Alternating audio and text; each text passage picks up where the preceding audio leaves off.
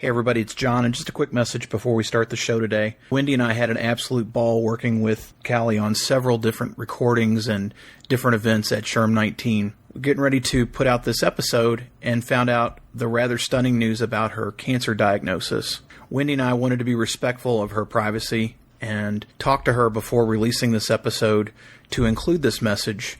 We hope that you will send her all your positive energy and vibes. If you're of the religious persuasion, prayers are certainly appreciated as well. There is a GoFundMe account that's been set up for Callie's medical expenses. We hope you'll consider donating to that as well. There will be a link to that GoFundMe in the show notes. But again, we wanted to share this episode because we had so much fun talking and really enjoyed getting to know Callie in this way. And Callie, we're pulling for you. We'll see you soon.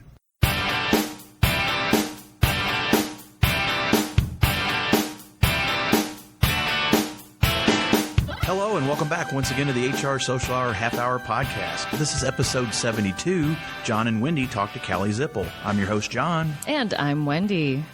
How's it going, John? Well, we are recording in Vegas. Yes. Not on our equipment. We have a gentleman by the name of Randy helping us out. Randy, yes, appreciate that. Thank you, Randy. This has been really a really crazy week, Wendy. It has been. It's been a lot of fun. We're hanging at the SHRM 19 conference in Las Vegas.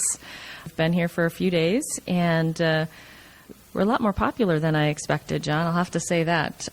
We had a happy hour on Saturday and had about 25 people show up, which was so much fun, and been running. I feel like we're running. It's been a crazy week. Yeah. We were fortunate enough to take part in the Emerging Professionals event. Yep. And had a great interview with Kevin Hubbard, yep. Which, according to what the calendar is, his show may come out after this one. It's whatever John's schedule is to edit. Right. But no, had a great conversation with him. And then, wow, our social hour chat with Namely, you know what I'm going to say, folks? It was bananas. It was bananas. I'm going to agree with that. We were so blown away by the yep. response. Our friends at Namely were blown away by the response. Their blue vodka lemonade was incredibly tasty. It went down a little too smooth. And it was gone quick. It was gone quick. It was a lot of fun. And we actually were tweeting. We were tweeting while we were there. People were participating who are not here at SHRM, which was so much fun to see them. And I have the wakelet out on our Facebook page. So if you did miss it, please visit the Facebook page to see what we were chatting about. And we had Eric Knudsen there, and he talked a little bit about data analytics. If you guys wanted more, we'll have him back. It was kind of weird to be having a drink in your hand, tweeting, and then trying to think about data analytics at the same time. Oh, we had a great time. It was fun. We're incredibly appreciative of Namely and have had some yep. great visits with some other folks about potential opportunities down the road. You yep. just never know. But now we've talked quite a bit, yes. and we need to get our guest on. Found out that this is her first time on the other side of the microphone, which is going to be super fun. This is our third crossover, Wendy. Third crossover. Hashtag yep. HR Podcasts. We are yep.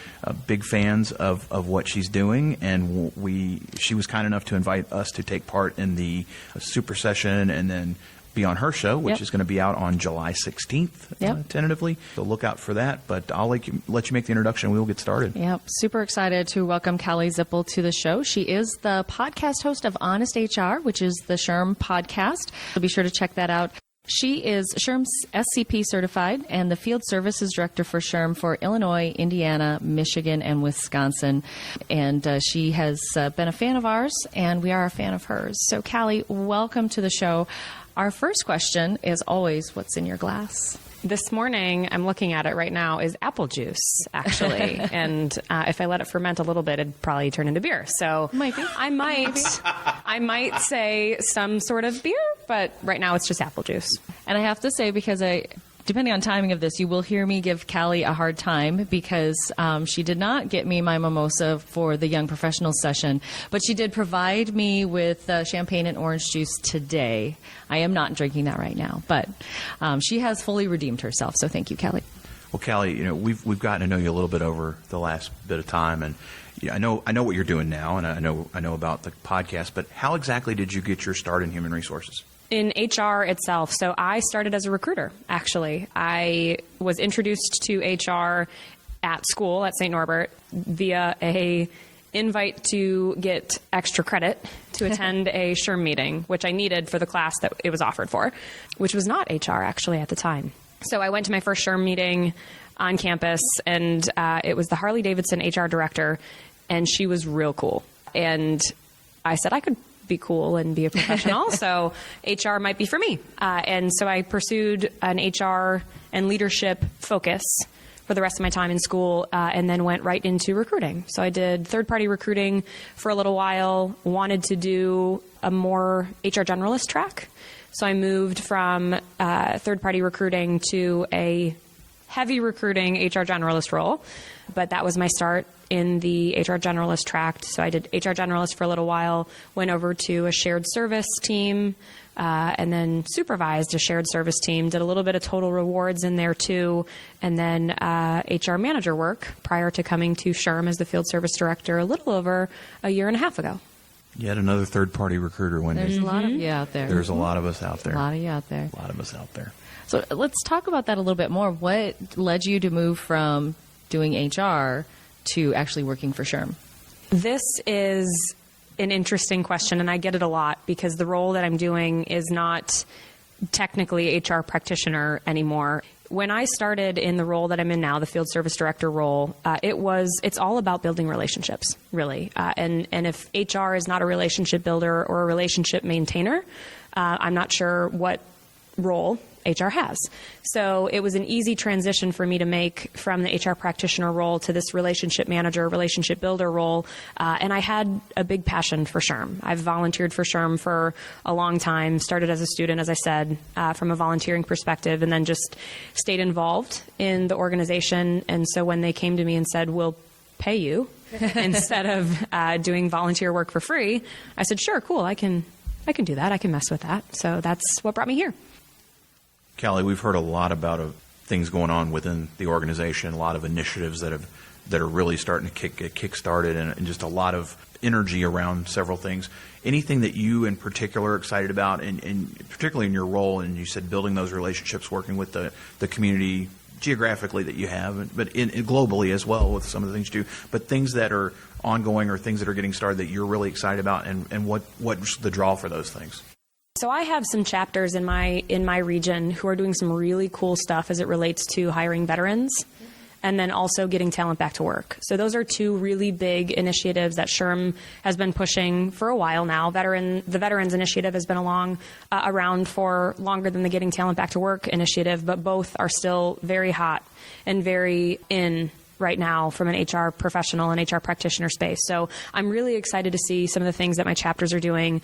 I've seen a lot of chapters, or some chapters, host job fairs for veterans or for individuals who are spouses of veterans, just to get the awareness into the organizations in their areas about this untapped talent pool. Likewise, the Getting Talent Back to Work. I know a lot of my chapters have been singing this song for a while now, but now SHRM has this initiative that's really lighting that fire. And so I'm excited to see how our chapters are picking that up and implementing and running with it. But those are the two initiatives that I think are relevant and now and big and cool from a SHRM perspective. It's been really fun to watch the veterans one. The training program that was put out recently is phenomenal. And it's free. And it's free. It's free. And you don't have to be HR. Right. There's a lot of great HR learning in that, because I know John and I talked about it, and a bunch of us in my office have completed that training.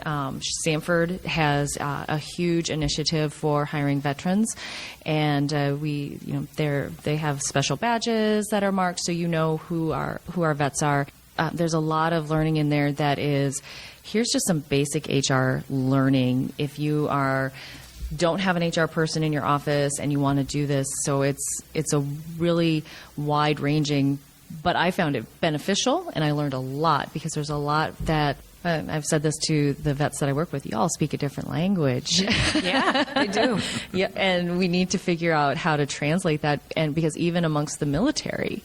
Because I was talking with someone who was in the Air Force. She's like, I can't speak to Marines. I can't speak to the National Guard because they have a completely different language as well. And I think that's the biggest challenge, is translating those skills, and helping the vets to be able to explain it to us, and for us to be able to explain to the vets. I do have to give a shout out to Sanford, because if you are a vet and you are searching for a job in our area and you type in your code, it will bring up your jobs. And so that's one of the coolest things I think that we've done. Sorry, it's my turn. I got talking on that. I got excited about that. But we are on a podcast, so let's talk about that a little bit. You launched Honest HR last year, and it's been fun to listen to what you've been sharing. So tell us, what was the draw to start it? Kind of what's been the focus? How has it evolved? And what's coming up you want to share? This is also a wild ride for me as I think of the podcast. You said earlier that you are more popular than you thought you were. Yeah. I can't say that yet, but I did have the first person come up to me yesterday and was like, "You don't know me, but I really like your podcast." And I was like, "This isn't real life." So yes, it is. It is, It's actually. the best. I don't know about that yet, but I'll get there. I'll get there. You'll get there. But the podcast came about because I was new to the team in January of last year, so 2 Januaries ago, and they sort of said, "Give us some ideas. You know, what are the youngins?" Because I would like to still call myself young. What are the youngins into these days? And I said, well, apps and podcasts. And when I said it out loud, it wasn't like I want to start a podcast, right? But they came back to me a couple months later and was like, hey, if you want a podcast, man, have a podcast. And so then I started finding some people within the organization that had that passion as well. And so we started it. We started on a pretty rough system, which was literally just a conference call line, because we weren't sure what the response was going to be. And we wanted to at least put something out there, to the point of the episode that you guys joined me on for Honest HR. We wanted to put something out and see if people would listen, and they did. And so then once we started seeing that we had a listener base and that people were interested and were sort of vibing with what we were putting out there, we upgraded. So season 1 was a little bit about trying to find ourselves, find our path, find our way. I started with actually a coworker of mine at SHRM who has since left the organization. So it was a dual host podcast at first. And then once she left, I sort of picked it up and was like, let's see if I can do this by myself. And so ever since then, I've been the only host of the podcast. But for season 2, like I said, we upgraded. We upgraded the audio. We started being a little bit more planful about the topics that we've been putting out there. And by being more planful, we've actually been able to offer PDCs for listening to the episodes. So we keep them all about 30 minutes. And as we stack on various episodes that sort of speak well to each other or have overlapping topics, we're able to offer PDCs for listening to those episodes. So that's been our quote unquote upgrade for the podcast. But like I said before, it's been a wild ride. Well, I have to ask podcaster to podcaster then. So you've been doing it for a little bit now. What's the biggest surprise or the biggest flub you've had? Well, something you're willing to share. Yeah. Not everybody's willing to share their deepest, darkest secret. Right. I'm stealing that from another podcast I've been on. But something that you've learned about yourself, about podcasting, something that you didn't expect. This comes back to vulnerability for me. I read the reviews of the podcast on iTunes, and I am one of those people that take everything very literally and very seriously. And again, as we talked about on the Honest HR episode you guys joined me on, not everybody loves you. Not everybody's your friend. And there was some things that we needed to work on from an audio perspective and some other things. But I opened myself up to reading those reviews, and they stung a little bit. And so I had to get a little bit better about receiving that feedback and working with that feedback and not letting it derail how I was feeling about the success of the podcast. Because people can tell you all day about how great you are, but then the one person that tells you suck sort of overcasts all of the positivity. So it was one of those things that I learned to listen to that person, but not allow it to totally overlap the way I was feeling about general success. We as humans tend to focus on those negative ones. When I've done conferences and you start reading the reviews and you're just like, you could have 100 excellent reviews and then there's one or two that, to kind of pick on something we were talking about Brené, somebody swore she said the S word once, and that just ruined the whole thing. Like, and then you just obsess on that, and it's like you need to let people have their say, and then kind of let it go with it, because, and again, you know, a lot of conference complaints are, it was too cold in that room, or it was too hot in that room. Mm-hmm. It's hard, though. It's hard. It's hard to let it go. It is. And that, the first time I read a negative review, I'm pretty sure I cried. But not like in public or anything. So behind closed doors. But it was one of those things where I was like, man, what I should have recognized about that negative review is that people are actually listening and care enough to provide that feedback. And so after the initial, that really was a gut punch. Mm-hmm. It was, okay, people are listening, and we got to do better and get more listeners, right? So that was a tough learning. Well, I think if the feedback is constructive and giving you something to feel good about, yeah, you can feel bad for a minute. But if there's some, you know, as long as they're giving you actual feedback, I think that's the important thing. If they're just coming out and saying, "Well, you suck," those are the ones you let roll off. Mm-hmm. Agreed. And you will meet more and more people that you have no idea who they are that will walk up to you and say, "Are you so-and-so?" I know last year especially, that's what was like for us in Chicago, the number of people that came up and said, "Are you John?" or "Hey, you're Wendy. Oh my gosh, I listened to your show." And it's humbling. It's still surreal to think that somebody literally could be on the other side of the planet listening to you, no clue who they are, that they come up and say hello and want to talk to you and shake your hand or take a picture. Whatever. It's pretty amazing. It is amazing. That's a lot of fun. Good. I have things to look forward to, then. Yes. Good. Yes, you do. And now you get to look forward to everyone's favorite part of our show, the half-hour question connection, which it is a lot of fun. Talk about your first professional mentor and what was the most important thing that you learned from them? Yeah, so I got to give this one to my professor, Matt Stolick, at St. Norbert. He was the professor who offered extra credit for attending SHRM meetings. He was my stats professor because I started school as a math major, for the record. That went really well for me, wink, wink. And I was in stats class, and he was offering extra credit to attend this group he was an advisor of. And just by way of going to get that extra credit and then getting involved in the organization was how I got introduced to HR. So I have to throw it up to Matt or to Stolick or Stolly, many nicknames. He's the first person that comes to mind for sure. Who's one person that you've gained in the last year in your network that you think more people should know? Do you know what my answer is going to be to this one? Hashtag State Line Crew.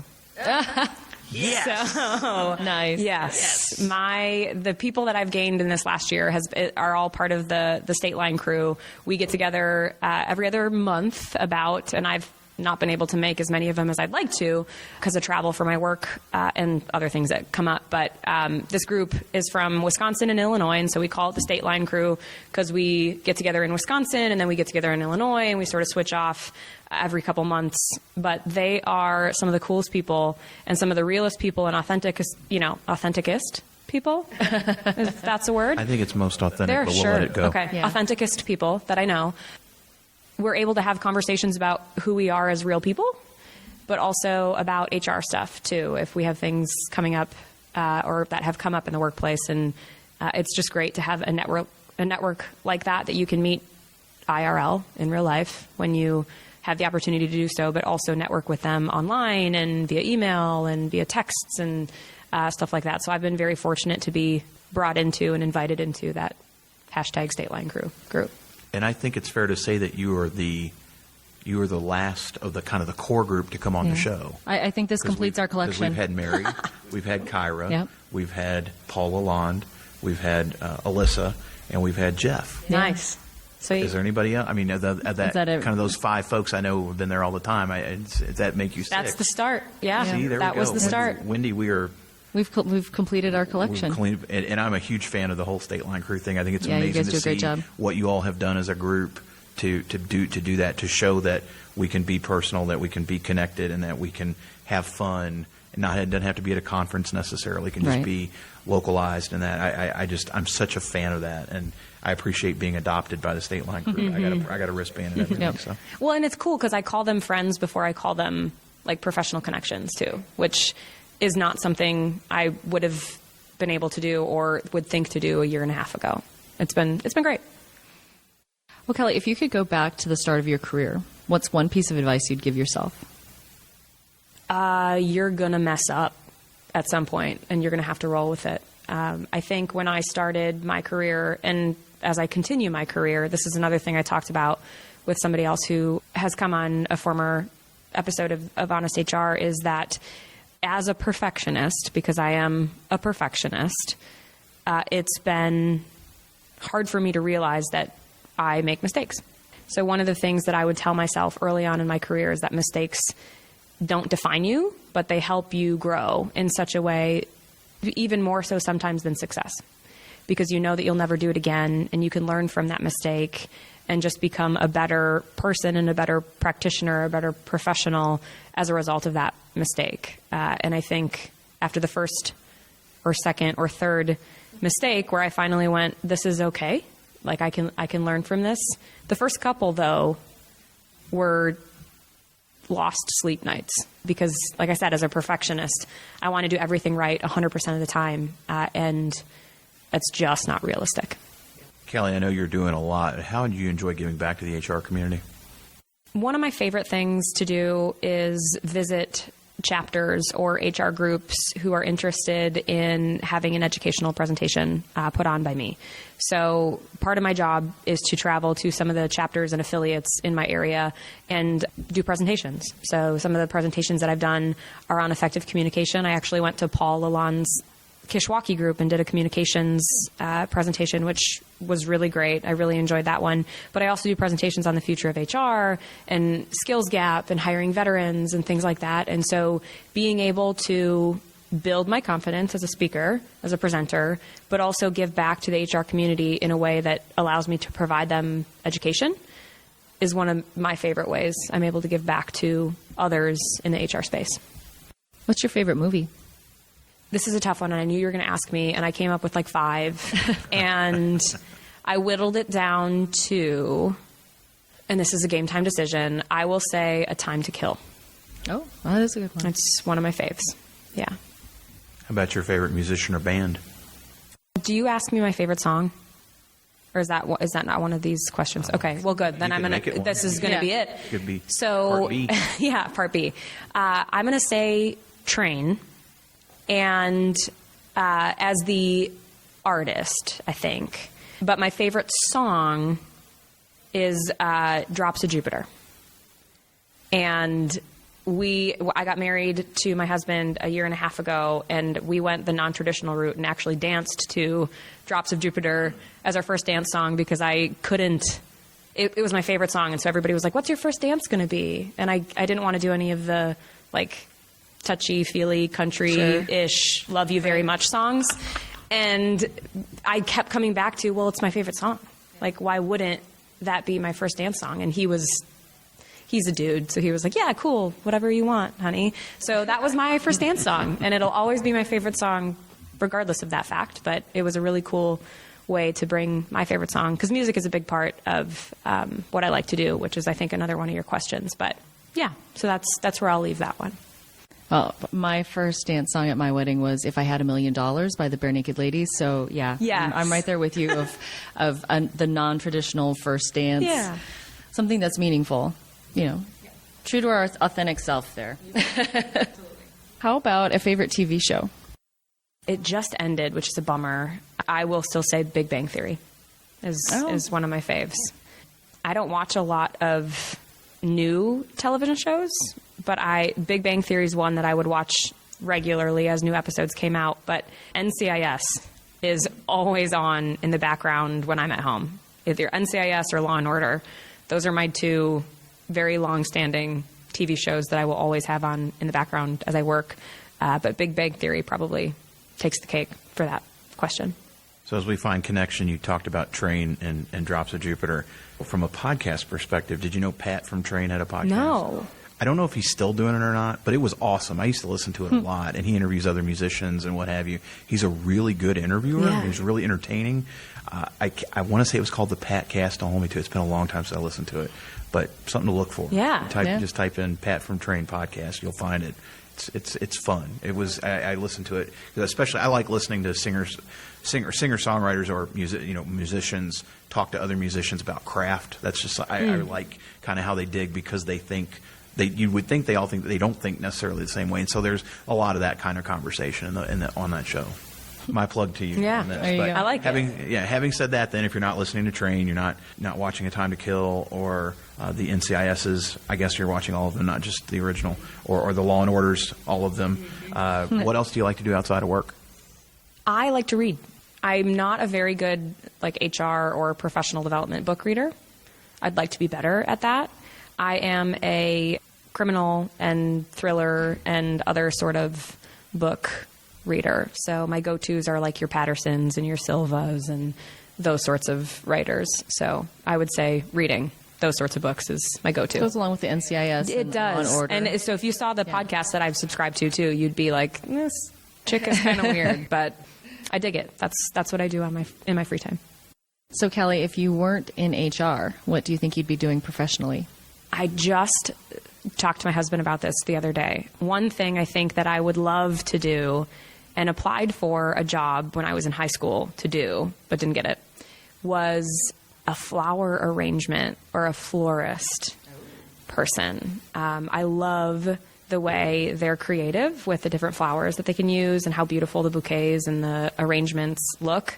And like I said, I applied to be a worker at the local flower shop when I was in high school, and I didn't get it. And I wonder sometimes, this is a conversation I was having with my husband, if I had gotten that job, would my path to the profession that I'm in now look different? And that's one of the things that I wonder, because I still look at flower arrangements and I'm like, I could do that. That's pretty. I like it. So that's what I think I might be doing if I wasn't doing what I'm actually doing.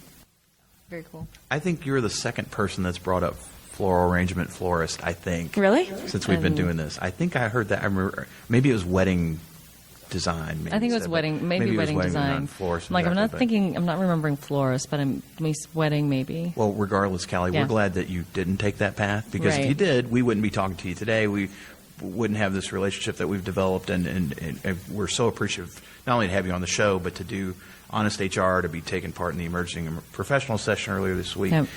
There may be some people that listen to this show that don't know you and that have gotten to know you a little bit now that want to follow you. What's the best way for them to reach you out there online? The best way would probably be LinkedIn, so they can find me at Callie Zipple. Last name is Zipple. I'm also on Twitter and Instagram at SHRM Callie Z. I don't do Facebook professionally, so those are my 3 platforms that you can find me on to connect.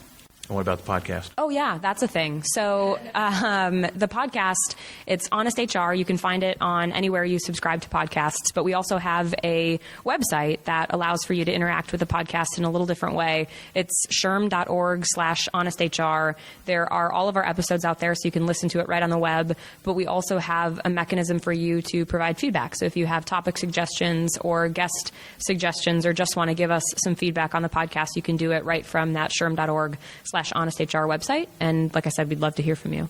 We will make sure we have all that in the show notes. Yes. Wendy, what about you? What's the best way for the listeners to find you out there?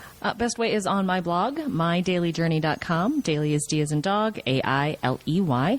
And of course, the 4th Sunday of each month at 7 p.m. Eastern Time, you will find me on Twitter as part of the HR Social Hour monthly Twitter chat. How about you, John? Easiest way to find me, hrsocialhourpodcast.podbean.com. Left-hand side at the top of the screen, you're going to see 3 little lines. If you click those, open it up, you'll find all my social media accounts there. You'll find other episodes of the show, SHRM 19 related and otherwise. Take a listen, download, rate, review. Anything you can do to help boost the signal, we always appreciate. Make sure that you check out our episode of Honest HR. We'll make sure we'll be sharing that once it's available after July 16th. But again, we always appreciate the opportunities that we have. It's been an absolutely amazing time in Vegas. Wendy, I know we're going to be doing some more recordings to come. But again, Callie, thank you so much for being part of the show today. And so for the HR Social Hour half-hour podcast, I'm John. And I'm Wendy. And as always, be sure to connect, give back, and network. Take care, everybody. We'll see you soon.